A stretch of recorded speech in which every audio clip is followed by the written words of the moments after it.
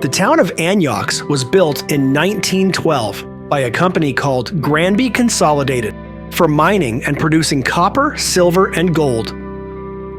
By 1914, Anyox had grown to a population of almost 3,000 residents as the mine and smelter were put into full operation. During its 25-year existence, Anyox's mines and smelters produced 4 tons of gold, 230 tons of silver, and 340,000 tons of copper. Every day, up to 5,400 tons of ore were hauled across 3 kilometers of railway via 32-ton steam and electric locomotives from the mine to the crusher, and then to the concentrator near the waterfront in 75 ore cars, powered by the energy provided from the hydro dam and coal-fired generators. Hydroelectric facilities were first constructed on Anyox Creek in 1910 to support the mining and smelting operations in the adjacent Hidden Creek drainage basin. The waterfront docks were fitted with overhead traveling cranes and huge derricks, as well as 3 traveling ore bunkers. They ran around the harbor wall to the coke plant, where coal was turned into hot fuel for the smelter. My Anyox video series are exclusively geared up by the Bearskin Tactical Supply Company, where every bearskin product is equipped for wild extremes with everyday comfort and wearability in mind.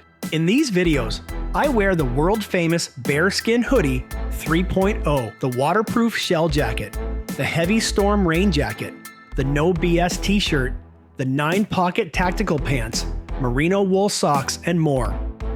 All provided thanks to the Bearskin Tactical Supply Company. See the link in the video description to finally get yourself that tactical gear you've always wanted. Use the code 10DAVE at checkout to save 10% off your purchase. My trip to Anyox started early on May 11th, 2024, with a 5-hour direct flight from Toronto to Vancouver. This long flight allowed me to listen to the Chasing Bandos podcast about a trip to Anyox by my friends Mike and Wade. Their stories, photos, and video footage inspired me to book this trip in the first place. As we flew over the mountains, I knew we were getting close to Vancouver, but I was still far from my destination. After a 2-hour layover in Vancouver, I boarded a smaller plane for a 1-hour and 38-minute flight to Terrace, BC. This allowed me to re-listen to another Chasing Bandos podcast episode featuring Rob Bryce. Rob is the person who will be taking me into Anyox and an expert on all things Anyox. This episode is 1 hour and 38 minutes long, the exact same time as my flight to Terrace.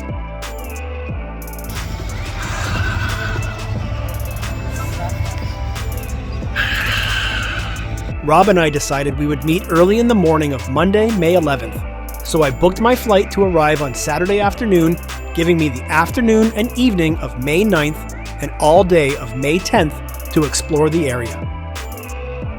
I rented an SUV and spent my free time exploring remote and wild waterfalls of northern BC, driving through winding logging roads and highways surrounded by mountains, lakes, and other amazing landscapes.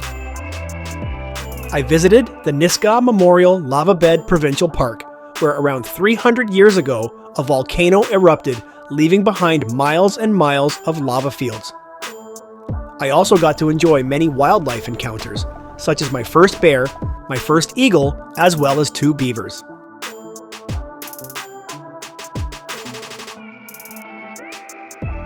Rob and I met bright and early on Monday at 6 a.m. with Rob's truck filled with items for the week, items for his touring season, as well as items he was delivering for the 2 lone inhabitants of Anyox. The trip would be done in 2 legs. First, we would drive from Terrace to Kitsault. This drive would take us approximately 4 hours through the Nisga'a lava fields and along a very rough and remote logging road that cuts between the Nass Mountain Peak and the Lavender Mountain Peak. Rob would have to maintain a relatively slow speed, which was fine by me because the views and the mountain landscapes were beautiful.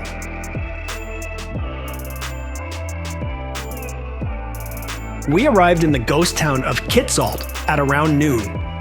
Kitsault is not your average ghost town. In 1979, Kitsault was used as a home base for workers of a nearby mine and their families. Roughly 1,200 people lived here between 1979 and 1982. Kitsault had more than 100 single-family homes and duplexes, 7 apartment buildings with over 200 suites. There was a modern hospital and a shopping mall, a theater, restaurants, banks, a post office, a pub, a pool, a library, and 2 recreation centers with jacuzzis and saunas. Barely 18 months after the first families had settled in, the market for the mineral being mined here crashed, caused by a badly timed recession and the arrival of similar byproducts. The mines closed and people started moving out, and Kitsault was forgotten and abandoned. In 2005, an India-born entrepreneur bought the town privately for $7 million. He has hired caretakers to maintain the land and the buildings with hopes that future opportunities with liquefied natural gas may bring the town to life again.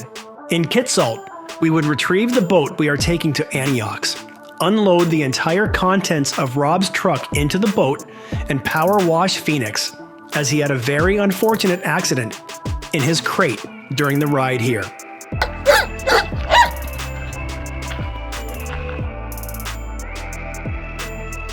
With Phoenix smelling like new and the boat packed with probably more weight than it can handle, we set off for what should have been a quick 45-minute boat ride straight to Anyox. However, somewhere along the way, we ran into a problem with the boat, and it wouldn't go any faster than 10 kilometers an hour.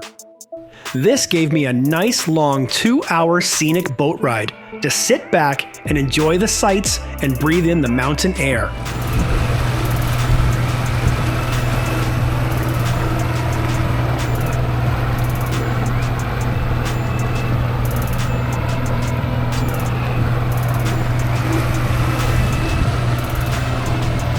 It wouldn't be long until we spotted the tall brick smokestack sticking out high above the trees. From there, I would get to see with my own eyes finally the abandoned coking plant that greets all visitors to Anyox, followed by the general store, the power plant, and then Granby Bay and the mountains that surround all of Anyox.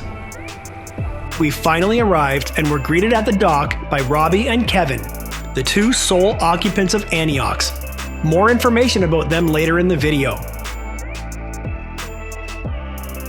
We spent the next few hours unpacking, organizing, getting acquainted, and helping Rob load supplies into the tour quarters for his tours.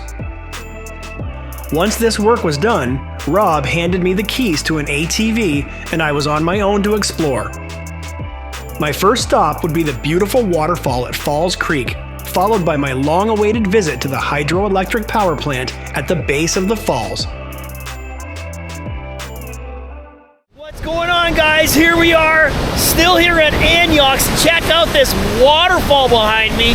Oh baby, look at this. So powerful. Holy crap. How it goes right around this huge rock, all the way down here. Look at that right there. Then watch this, guys. Cross the bridge. Oh man, there we go. Back underneath. Oh, look at this. Holy crap, guys. This is absolutely amazing. I can't get enough of this. Look at this waterfall, how strong it is, guys. In a minute, we're gonna get back on the ATV. We're gonna go down there to the powerhouse. But I just want to take this in for a minute, guys. My God, look at this. This place is amazing, guys.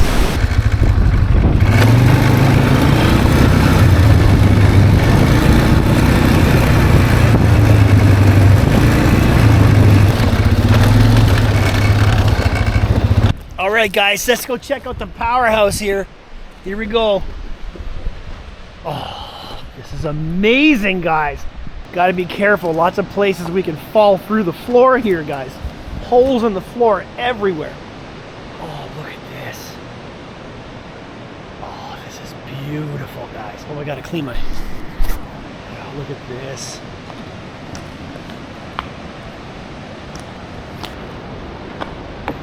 I can't believe I'm here. I'm actually here, guys. Oh, look at this.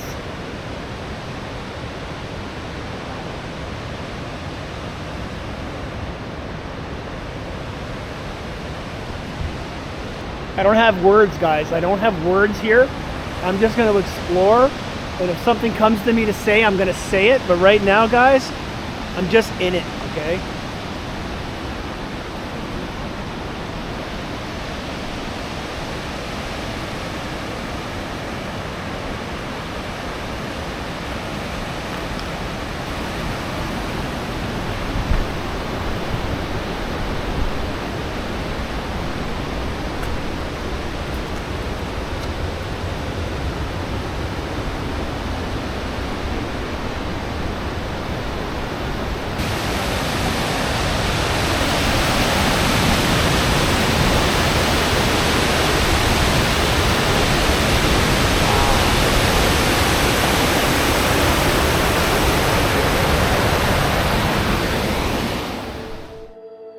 Construction of the Anyox hydroelectric power plant began in 1911 and was completed in 1914. The plant utilized the precipitous terrain of the coastal mountains, capturing the energy of the falls and channels to generate electricity. It was a cutting-edge facility for its time, producing up to 35 megawatts of power, a significant achievement that powered the mines, smelters, and homes of Anyox. The power plant's architecture reflected the era's industrial grandeur. Massive turbines, transformers, and generators were housed in robust concrete and steel structures. The facility's design showcased the blend of practicality and resilience needed to withstand the harsh coastal climate and rugged landscape. At its peak, the hydroelectric plant symbolized progress and self-sufficiency, essential to Anyox's prosperity. It played a crucial role in processing the extracted ore, converting it into valuable copper that was shipped worldwide. The plant's electricity also supported the community's daily life, from lighting homes to running schools and hospitals. Despite its abandonment, the hydroelectric power plant at Anyox remains an important piece of industrial history. It exemplifies early hydroelectric technology and the ambitious spirit that once thrived in this remote part of British Columbia. Day one was very long, so after I finished at the power plant, I joined Rob, Robbie, and Kevin for dinner, followed by conversation, stories, and a few beers. I then headed into my Sea-Can accommodations to organize my gear for the next day and get to bed early, because tomorrow will be a full day of work and a whole lot of exploring.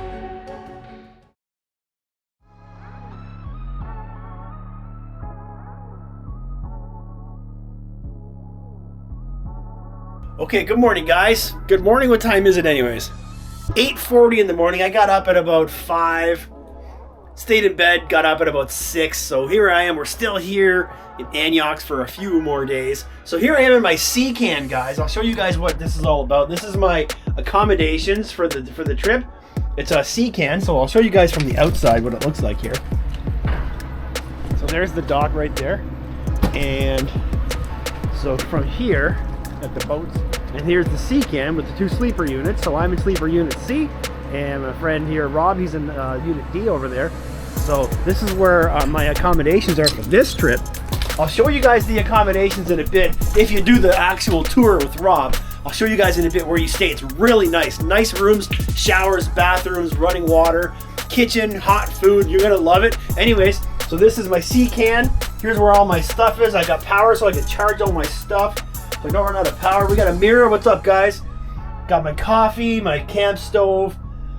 Oh, there's my bed. Nice comfy bed, guys. I slept like a baby last night. Oh man. And then my view out the sea can. That's a nice view, right? Look at that. So here's what we're gonna do. I'm gonna put on my bearskin hoodie and my bearskin raincoat because it's cold and it's rainy. Pretty much gonna rain here almost the whole time, which is all right. So anyways, we're gonna gear up. I'm gonna mount this to my chest, my camera. I'm gonna take you guys on a tour of the property as much as I can see over the next couple hours. Then I'm gonna come back in a bit. I'm gonna help Rob do some work, and then we're gonna get back out and do some more exploring. So I'm gonna take you guys out for a little bit of a rip on the ATV and show you guys the property, and I'm just gonna mount you guys to my chest, all right? Let's go.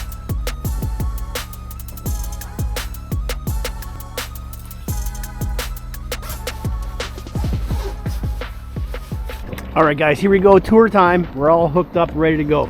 So it is raining, as you guys can probably see. It's a pretty gray day. But this here is Granby Bay. All right, and then here I am on the dock. Here's the boat we took in. So here's the view when you come in. You got accommodations on the left for Kevin. You got the sea can right there. We're gonna make our way up this little gangway here. This goes up and down depending on the rising and lowering tides. All right. So again, there's a sea can. I'll tell you guys more later about the slag operation and what this is all about here. There's another nice view back here. Yeah, there you go.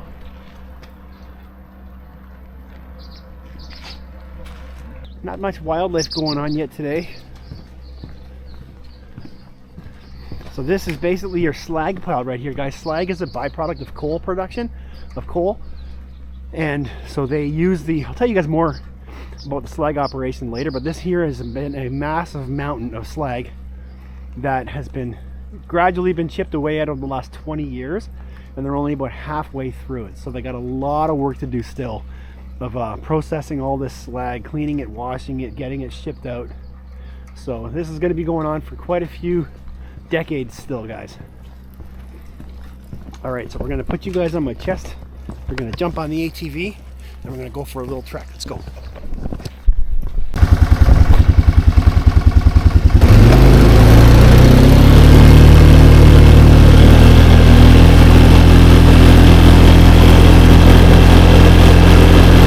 Okay guys, this is where we came last night. This is the power station. Right here, there's a waterfall beside it. We took a tour through here last night, but right now we're just doing a ATV tour, guys. So here you go. This is the power station on Anyox. We're going to turn around and we're going to go up somewhere else.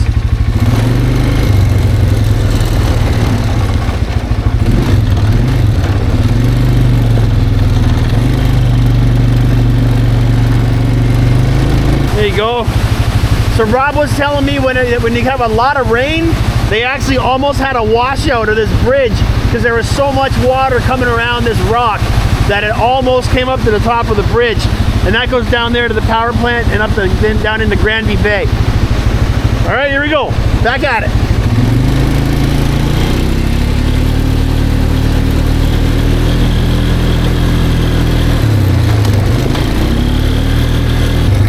I think Rob told me this was the secondary power plant right here.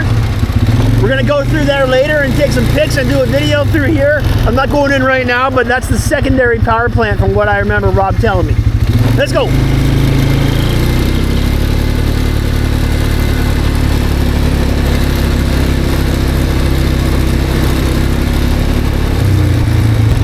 All right guys, here we are. So this is the accommodations when you come for the tours.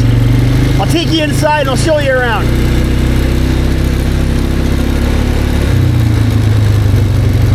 All right, so here we go. You got a nice view of Granby Bay. I'll clear off the lens in a minute. Got a nice clear view of Granby Bay here. Right across there is the coking plant, and then right there is the general store past here. So this here is the accommodations. This used to be actually like a barge, and they somehow raised it out of the water and they put it up on the concrete pad. And there you go. So come on in. All right, guys. So here we are. Once again, there's Granby Bay, and we're up here at the building where they had the accommodations. Here's a whole bunch of stuff that they found over the years.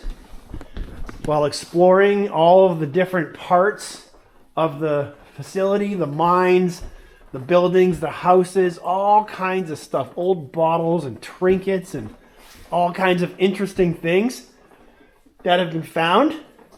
So, like I said, guys, you guys can come here to Anyox and do a tour. You got to go to BC Jet Boat Tours, and they're run by a guy named Rob Bryce.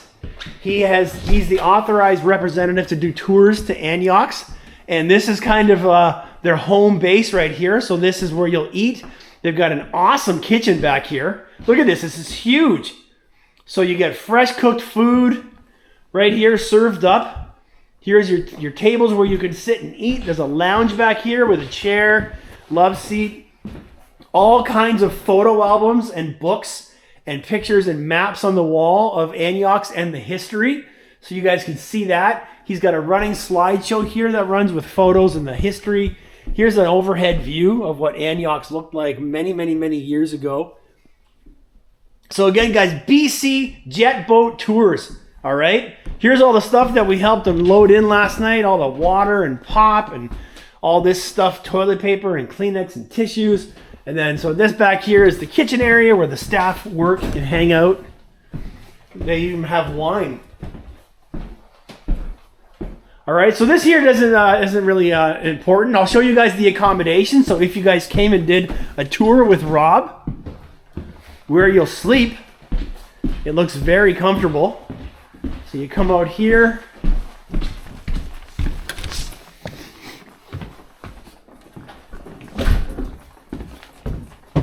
You head into this door right here. And here are the accommodations. Everybody gets your own room. Double bedroom here. Single room here. Single room. The lights aren't off. He has power. He has a really powerful generator, but he hasn't turned it on. So, but these are the accommodations, guys. This is where you stay. You got a laundry room. You've got a washroom right here. Another room.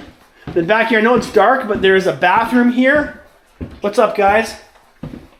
More rooms.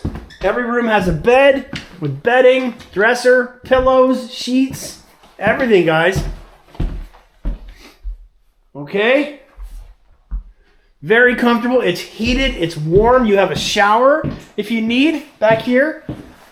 So this is the tour, guys, of the accommodations. If you stay here and you come and check out Rob's BC Jet Boat Tours, you can see all the different tours that he offers. He offers the Anyox tour, Alice Arm. He does whale watching tours. He does bear watching tours. He does cannery tours. He does... there's two. Just go to his website, guys. So now we're gonna get back on the ATV. We're gonna go for a rip up this way, and then I think we're gonna go over to where the cemetery is. I haven't seen that yet. I haven't been that way, but we're gonna go up towards the cemetery and see what that's like up there. So we're gonna go this way. All right. Be right back. So across the way there, that's the general store, but I can't get there until, I could go there now, but we're gonna go there later anyways. I have to wait for a lower tide, because we're gonna go to the general store, and then we're gonna walk over to the coking plant, but I don't wanna do that yet, so we're still, like I said, guys, we're doing a little zip around here on the ATV, so we're gonna go over there later, so stay tuned for that. Okay, so where we're going now, guys, over there's a cemetery, I believe there's a school, lots of old buildings, a lot of ruins, so we're gonna go check that out now, okay? And here we go.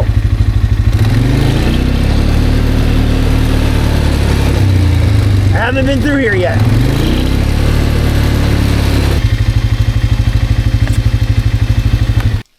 Okay, so we got a bit of an obstacle here. We got a roadblock, and I can't get by here with the ATV. Now, I don't know where the cemetery is. He hasn't actually showed me yet, so we're gonna have to do that a little bit later.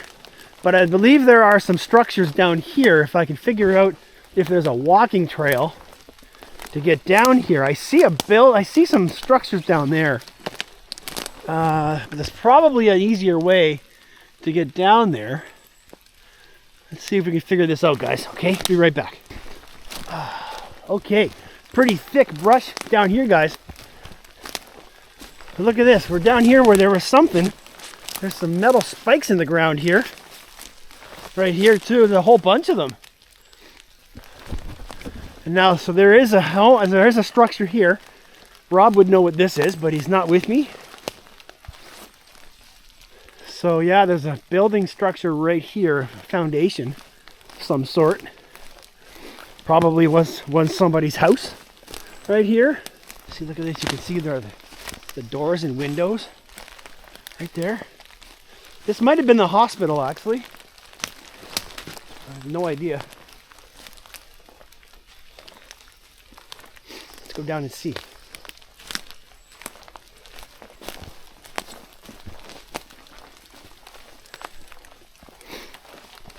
Wow, look at this.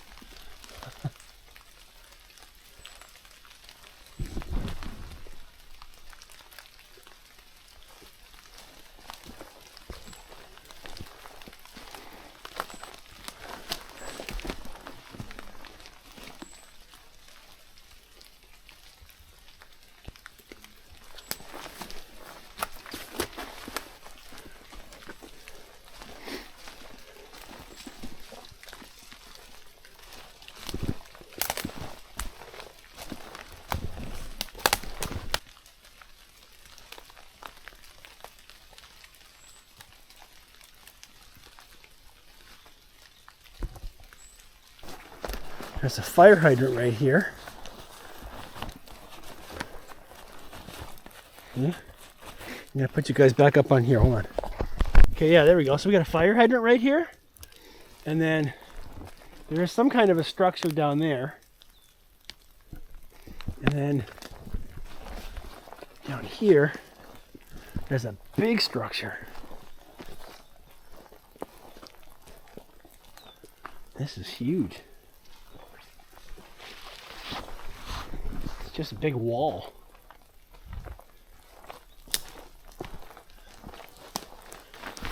Wow, this is nice. Look at how big. Look at over here. There's a bathtub. What's this? There's a radiator right here. Big hunk of bear poop right there. And then there's a bathtub. Look at that.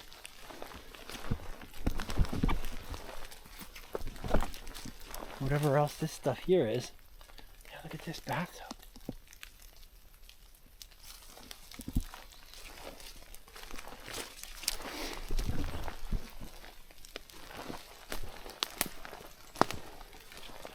I'll have to see if I can find a map or a picture of where this was and what it looked like when it was in use. See if I can overlay it. If I don't overlay it, then it means I didn't find it. But there's so many old photos all over the place of this place. I'm sure I can find one somewhere. Look at the saw blades. Wow.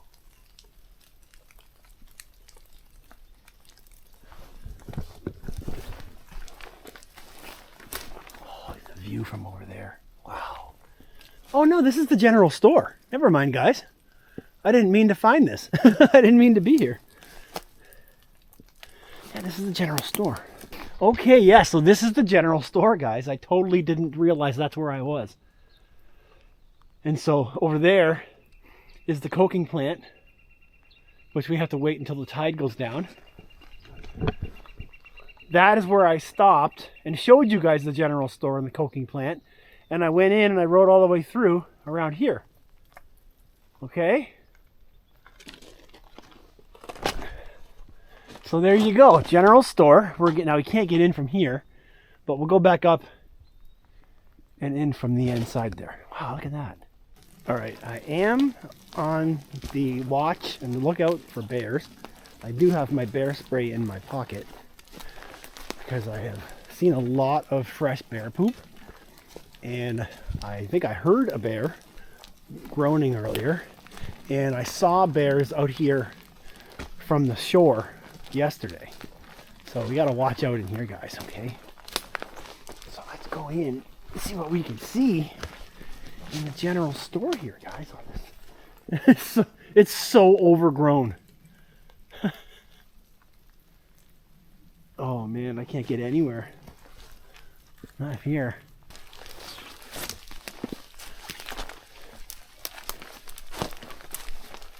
Not here.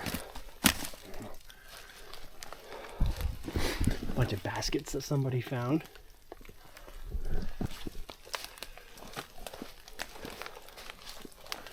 Yeah, I can't get a whole lot of footage in here because there's just so much growth.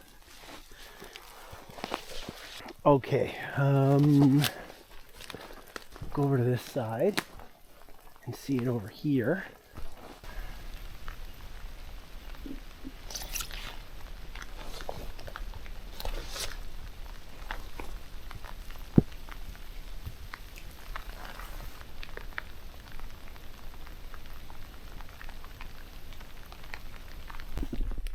Okay guys, general store right behind me, pretty much right where I'm standing. Yesterday, 2 bears, so hopefully we don't see any on the way out.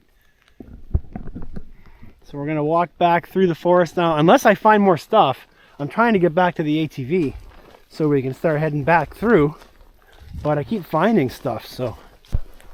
Okay, we're almost back at the road, but there's a structure here.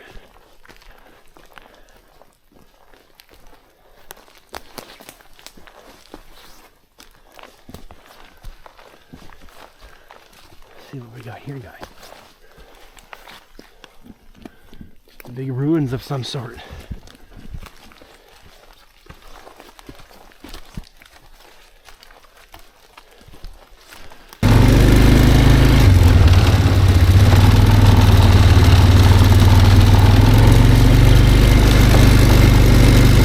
Okay guys, I'm up high. I'm kind of somewhere at the upper part of this waterfall here, where this water will rush down and go down towards the power plant.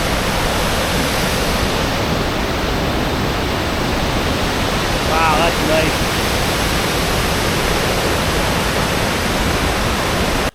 Okay, so here we're at the secondary power plant. We're going to go in here now, get a look at it.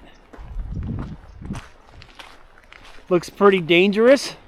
Probably a lot of pieces of steel sticking up and dangerous things. So Rob said the best way in is to go around the back. So we're gonna go over here. Pretty hulking structure from back here.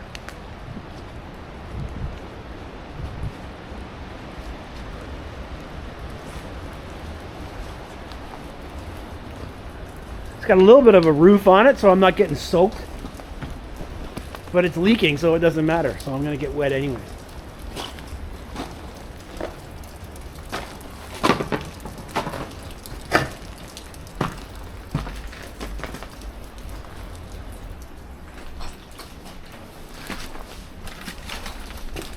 Okay. Shards of metal and hunks of concrete hanging very dangerously, ready to just drop on somebody's head. Look at this right here, guys. Wow. You can't even figure out what is what and what would have been going on in here. See?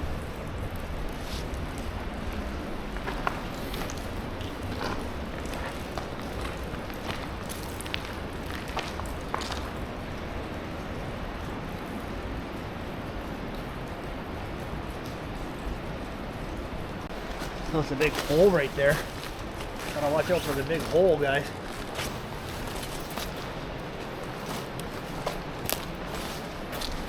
Man, this place is dangerous. Stairs that go to nowhere. Wow.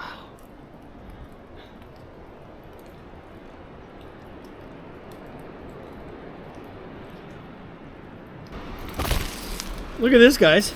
I think I found a light switch on the wall. It goes back there. It's got the tubing for the electrical, and there's a light switch right there. There's no lights though. Okay, I'm gonna go down where it's a little bit safer, guys. Okay, I don't know if it's safer, but I'm not up there anymore.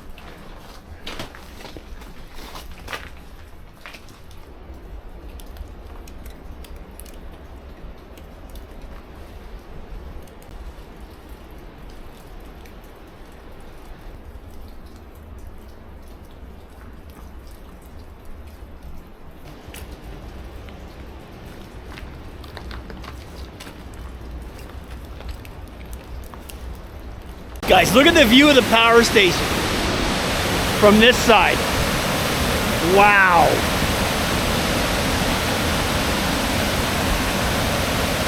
It frames itself perfectly between the trees. God, that's nice.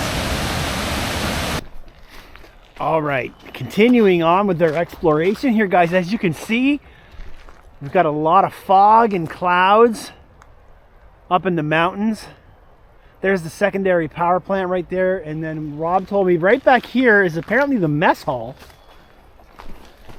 which he said is pretty interesting. So let's have a look and see what's going on here. Look at all these old little bed frames down here. There's a whole bunch of them. Bed frames.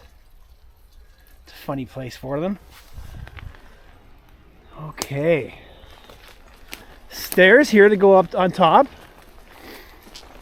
Down in the basement, there's some boilers. So, is that a fire alarm bell right there? Wow. Okay, this is pretty cool, guys. Oh yeah, I see what he's talking about. So it's still got all the wooden structures from the roof because it wasn't burned. But this was the mess hall, guys.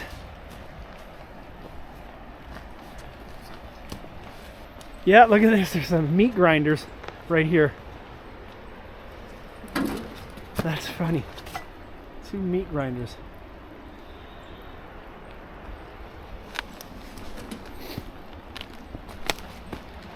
So I'm standing on the roof that has collapsed and fallen onto the floor of the mess hall.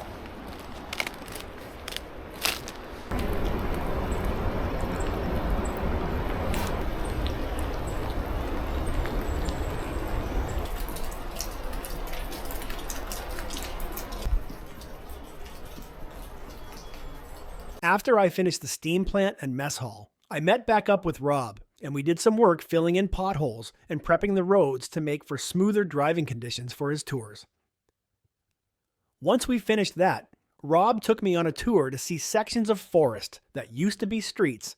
You will see how stuff is left behind in the forests. Then we headed for the big steep hike up to the smokestack from the smelter plant and more. This site, you can walk like 50 meters anywhere in the bush and you find stuff. Just stuff. I always ask people, yeah. do you notice anything different about the trees here? The trees? Yeah. I see that there's 2. 2. Yeah. So 2 trees there. Yeah. 2 trees here. 3 trees there. Oh wow, look at that. This whole site.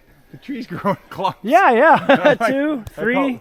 The mutant, look at that one. That one's got 3 coming in. It's like a mutant forest. I think the sulfur or something. Trees eating trees. That was the street, Main Street there. Right there.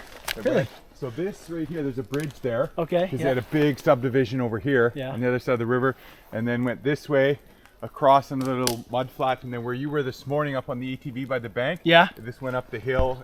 There's an old Buick. So we know this is pre-1935. Yeah. They only had 4 vehicles here. Oh wow. I think in Anyox. Yeah. So, I mean, it's kind of rare to see one actually that's still. You can still see the Buick on the side here. You look at the right down there. I don't know what year it is. Oh wow. Gotta figure out what. That's crazy. Yeah, there was only 4 of them in town. They said boardwalk. It wasn't really meant for vehicles. Yeah. Well, that one there, you have to put the saw in. Same with this.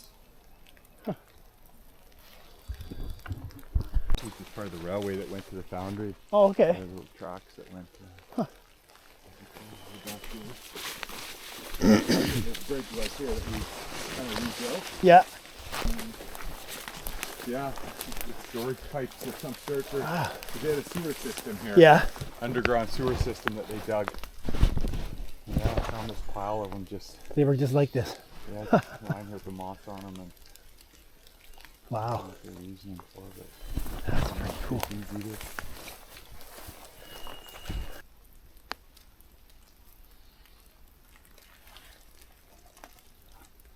When we were finished wandering the forest around Main Street, we headed up a steep road to take an even steeper hike up towards the smelter stack and the surge tank that stand out and can be seen for miles through the Anyox forest. We will also see the metal rings that once made up several miles of 6-foot wooden stave piping that carried water from the dam.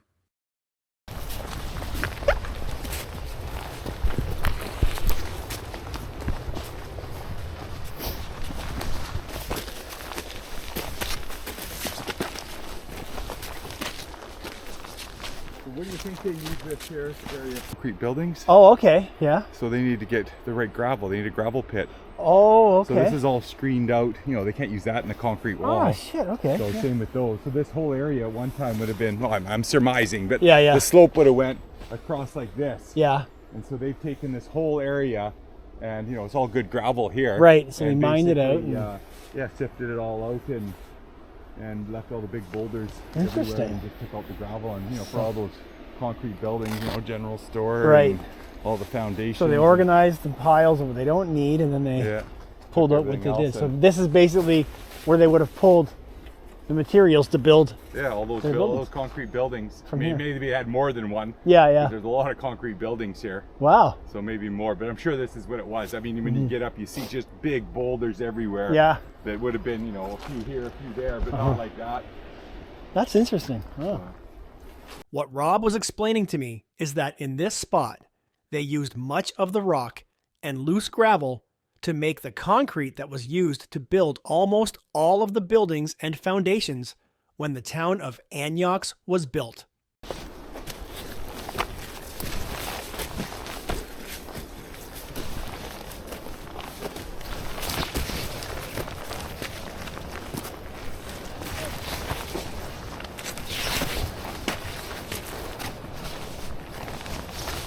Whew. Oh, the grunt. Yeah.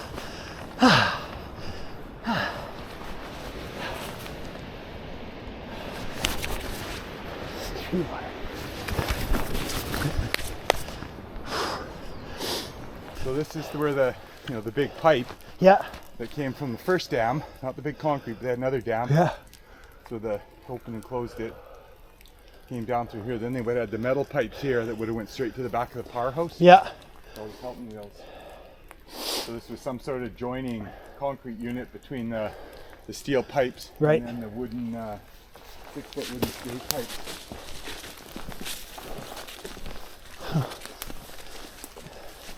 What did I figure there was 36,000 rings? Really? Well, one every, I don't know, 15 centimeters, 10 centimeters, 3 kilometers worth. Wow. That's a lot of rings that they had to.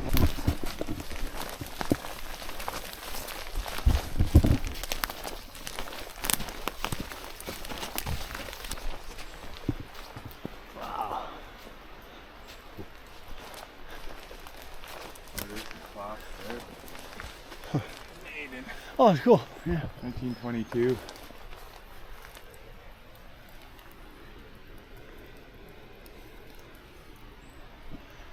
Anybody ever climb this? Oh yeah, every trip. See up there halfway? Yeah. That was a revolving restaurant. You go for dinner up there. So it hasn't moved since, so. So this was just a buffer. So when they wanted to turn those valves off in the powerhouse, they turn the water off here. Huh. Oh, the ladder up there goes like this. And then the one up to it's like straight up, almost undercut. Oh yeah, you gotta go at an angle backwards. Holy shit.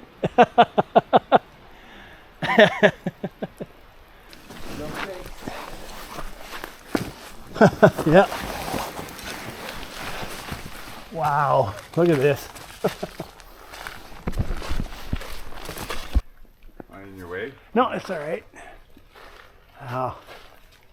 It's a widowmaker right there. It is. I can see a little rock right there. Yeah. Right where right where I'm standing.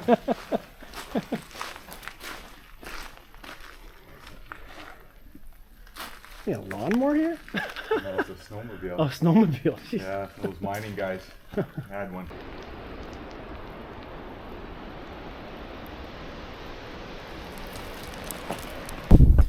All right, guys, we're gonna go find the cemetery, the old Anyox cemetery. It's got the graves of soldiers who fought in World War I buried. Probably one of the coolest cemeteries you'll ever see. So we're gonna see if we can find it. It's a bit of a zip to get there. We're gonna ride the ATV through the town of Anyox to back through some brush, past all the old houses, past the bank, up into some path trail that goes up, and then apparently we're gonna find it there. So we're gonna go. Hopefully, guys, we can find the cemetery. Let's go.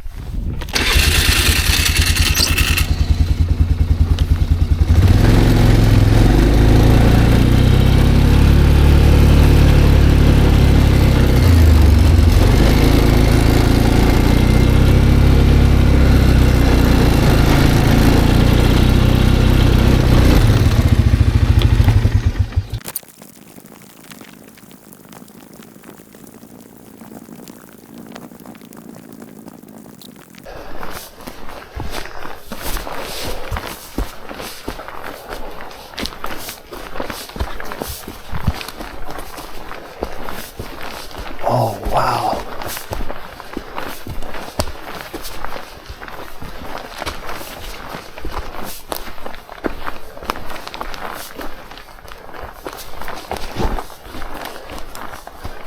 Wow.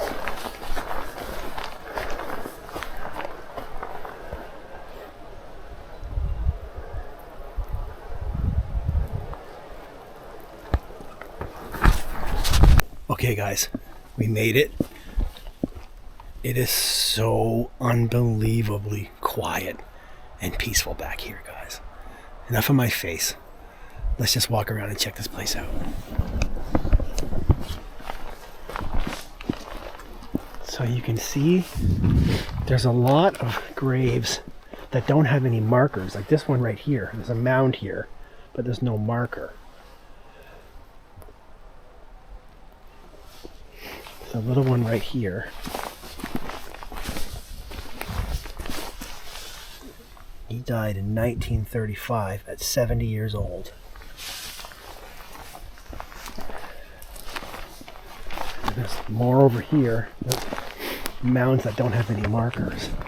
And then here's one of the World War I soldiers. So anyone who lived and worked in Anyox, who served in World War I, was basically promised a soldier's burial. And so during World War I, Anyox sent several of its men to fight in World War I.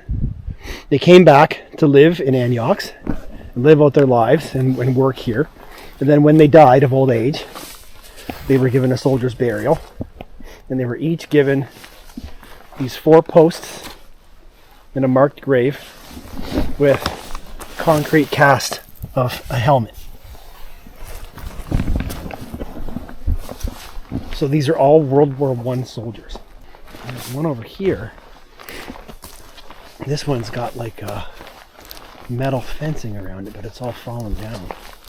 There's that wood. It's like wood and wood. Oh, it's a lady. Sophia Moran. And then this one here just completely collapsed into the ground.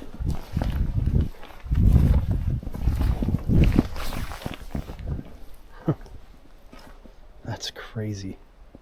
Something that heavy just collapsed into the ground. Yeah, there are, like, I'm walking on people's graves, but you don't even know it because there's so many of them that are no longer marked.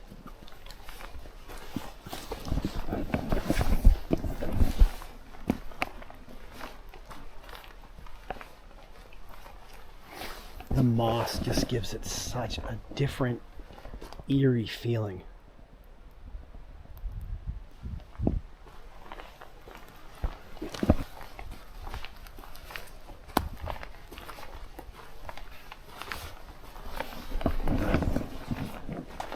There's another marker here, headstone. Can barely read them. So this one's been completely lifted up, so it goes this way. Okay.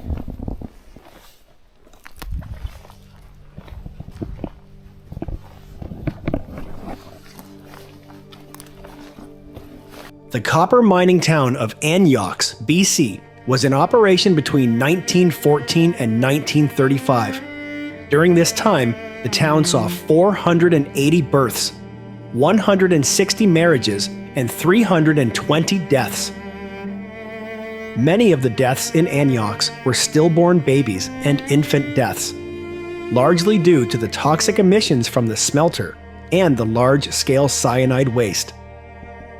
Additionally, the 1918 Spanish flu pandemic is evident in the number of deaths in Anyox at that time. Granby Consolidated Mining Company made a promise to veterans that they would be looked after and also receive a proper burial.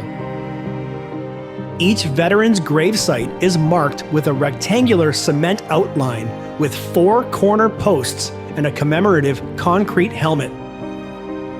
The most prevalent grave in the Anyox Cemetery is that of Julia Omar, who died December 7, 1925, after she had been in ill health for a long time. One of the first headstones you will come across when entering the cemetery is that of Wilfred Sheldon Tebow, a young boy who tragically fell into Falls Creek while throwing rocks. My experience of visiting the abandoned Anyox Cemetery was one of the most surreal experiences of my life. As I navigated the lightly worn path that branches off of what used to be Hill Street, I was filled with anticipation. Knowing that I was sharing this forest with bears added to my already heightened senses. I had no idea how far I would be walking. All I knew was that if I keep on this trail, eventually, I will start seeing the headstones. It was about a 10-minute hike before I finally spotted the unmistakable tilted grave of Julia Omar. The silence was deafening. The surroundings were suddenly dead silent, with the exception of some birds off in the distance. The rangers, in addition to the 2 lone occupants of Anyox named Kevin and Robbie, have done a great job of clearing the forest, marking a trail with deadfall and maintaining the cemetery.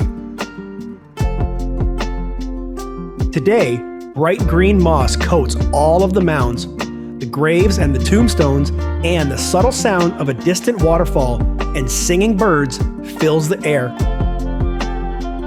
I stayed in this location for what felt like hours, filming videos, taking photos, sitting, contemplating, wandering, and exploring. I didn't want to leave, but I also felt maybe I overstayed my welcome. Just as I considered staying longer, right behind me, a widowmaker dropped from a large tree. A widowmaker is a large dead branch that falls from the tall, mature trees, surely to make widows of the wives of the poor men whose heads had been struck by the falling branch. This was my sign to leave, but I would have to come back here again before this trip was over. On Friday, my last full day in Anyox, Kevin, the younger of the 2 sole inhabitants of Anyox, gave me the idea to film a video flying my drone ever so slowly through the cemetery. I now had my reason to go back, and later that day, before dinner, I headed back to the site for one last visit to film the footage that would make up this video. Again, staying far longer than planned, I took in every second of the experience, knowing that I would never again set eyes on this remote place. Breathing deep and scanning the forest, eyeing the graves one last time, I walked past the grave of young Wilfred Sheldon Tebow, turned and stopped for a moment, thankful for this opportunity and never to forget what this place felt like.